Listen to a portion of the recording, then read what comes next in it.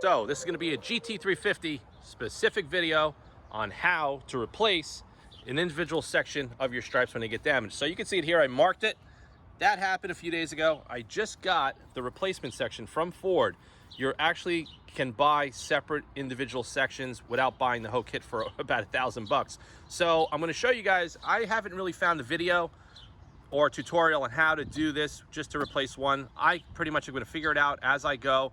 And all right guys, so before we get started, let me just show you what I have that I'm going to try to do this with. So I got some 3M various grades of precision masking tape. I got a plastic squeegee with a felt edge. I have a hard felt squeegee. I have some watercolor white crayons. I'm going to possibly use this to marking. I have an Auto Body Shop wet erase marker. I have my machinist ruler here because of the gradients on here, and I'm going to show you guys exactly why. I have the factory stripe replacement kit. Have a heat gun. The heat gun I'm going to use to soften up the original vinyl and pull it off. And for positioning, I may or may not use a little bit of soapy water. So let's get started. Guys, so the first thing you're going to want to do is you have to take some measurements, whether you're doing the dual stripes or you're going to do a replacement like I'm going to do. So all the measurements are based off the center line. The center line, usually you could get it through the body line in the car. So right here, I could feel it going straight down the center. Now, the way the factory stripe kit comes, it has locations here and here. And these locations are going to rest up against the lip on both sides. And then you're going to have to mark exactly where it falls on the center line. Now, here's the situation. The way I'm going to do this, I've seen a video where they put masking tape and they flip it and then they go back. I'm not really going to do it like that because these stripes are pushed a little far forward based on the way this is cut. This is going to be a little bit closer, and then there's going to be a different gap. So I'm going to have to do this with eye and precision. So what I'm going to do, I'm going to lay this stripe out just like this. I'm going to get in a position by overlaying it. I'm going to tape it down, and then I'm going to mark it either with the tape or with one of my watercolor crayons, and then I'm going to pull the factory stripe off. I'm going to prep and clean this area, and then I'm going to peel a section of the top, and I'm going to lay it down, squeegee it, and then I'm going to slowly peel it all the way down here. Now, based on the measurements, I get 1 1/8 and 1/8 distance between the two stripes using my machinist ruler right here. Now, it's 1 1 and 1/8 from the bottom, the middle, and this edge right here. Now, as the bumper starts to curve and taper in, this dimension back here is going to deviate. So just to let you guys know, based on the shape of the bumper and the contours, you're going to get a deviation back here, but you really want to focus on these points here and these points down here. So the first order of business, we already know we have 1 1 and 1/8. I'll actually mark it. I'll write it down, 1 and 1/8 right here. That's the spacing, just to remember that. Now, I'm also going to put some tape down the center line, just like this.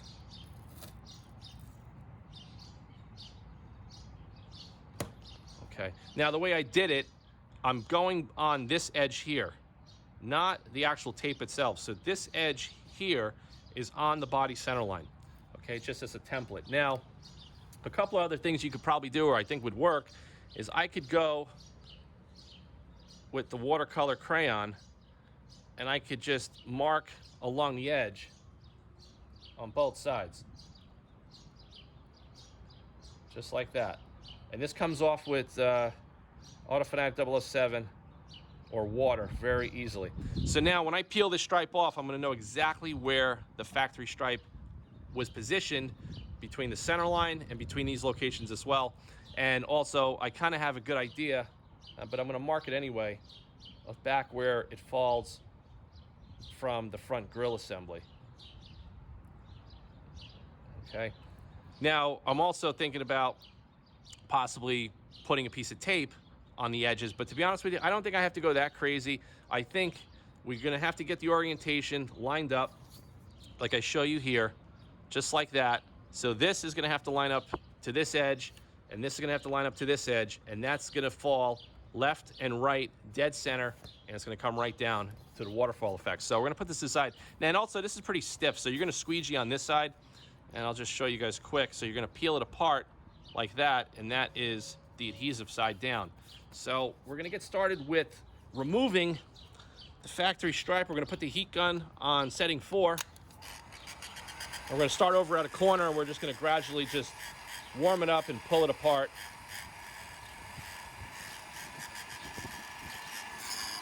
And like I said, I've never done this before, so if any experts out there have a better solution, let me know for next time.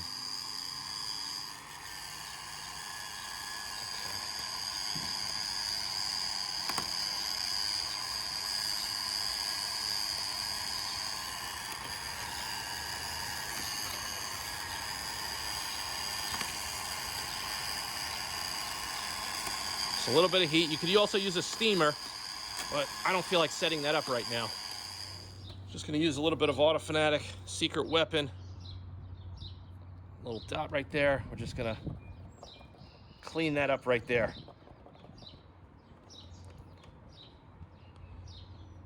I can't even tell you how I've been dreading to do this because I just never did paint protection film, window tinting, or any kind of vinyl work. That's just not stuff that I'm accustomed to doing. So we get rid of this 1.1/8. We already know what that is. I just did that for the video purpose. So there's your location. So what I'm doing is I'm overlaying the factory, the new piece, over the traced outline. And what I want to do is I want to measure to make sure that we're getting 1.1/8. Okay, so I can see I'm a little off already. So this has to completely shift. And that's why you really got to take your time doing this if you want it to look good. And it's a total pain in the neck, but you know, if you're driving these cars, it's going to happen. There's just no way around it. Something's going to pop up in the middle of the highway and it's going to hit the car, and I don't have a front plate, so it's going to damage the front stripe. So let's see.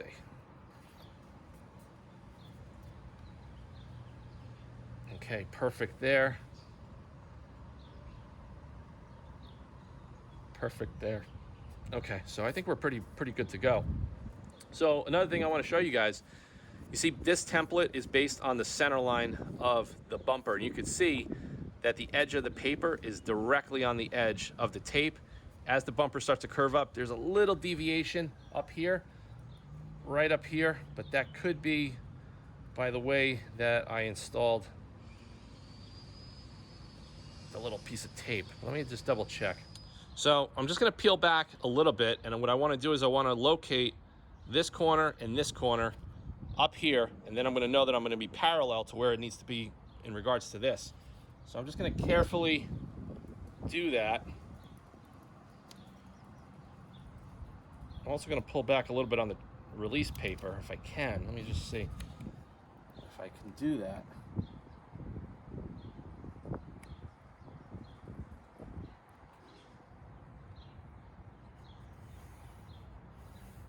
Okay, so that's pretty much it. So let's just go with the squeegee. And I think I'm gonna do this dry. I think if I go and try to do it with the water, I think it's just probably gonna complicate things more because, like I said, I don't have experience doing this stuff. This is the first go-ahead. It's not a huge deal. If you make a mistake, just buy a new one. So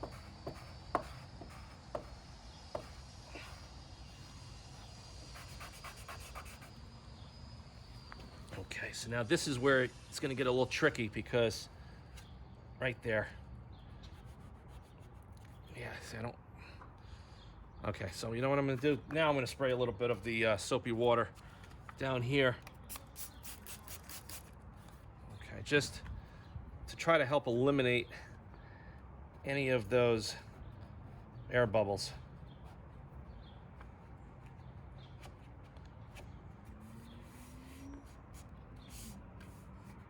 What the hell?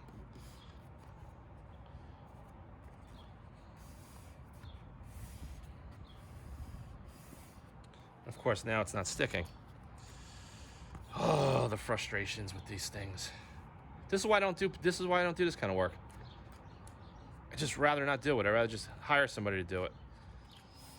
All right, I don't like the way this looks up here. I don't know if that's the transfer tape or the actual stripe that's not sticking to the bumper.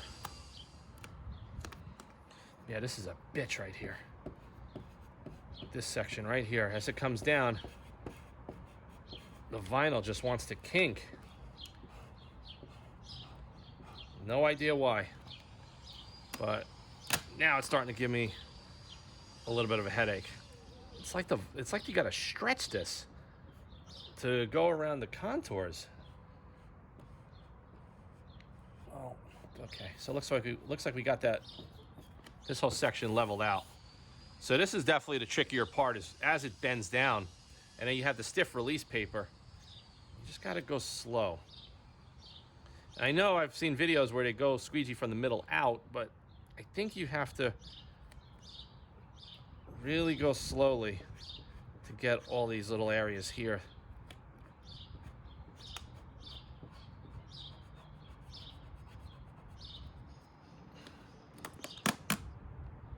Man, this is a pain in the ass.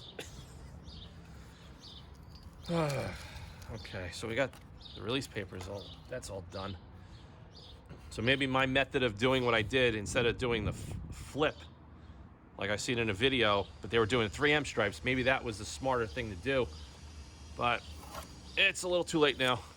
Using the hard edge instead of the felt edge works a lot better as far as getting everything leveled out.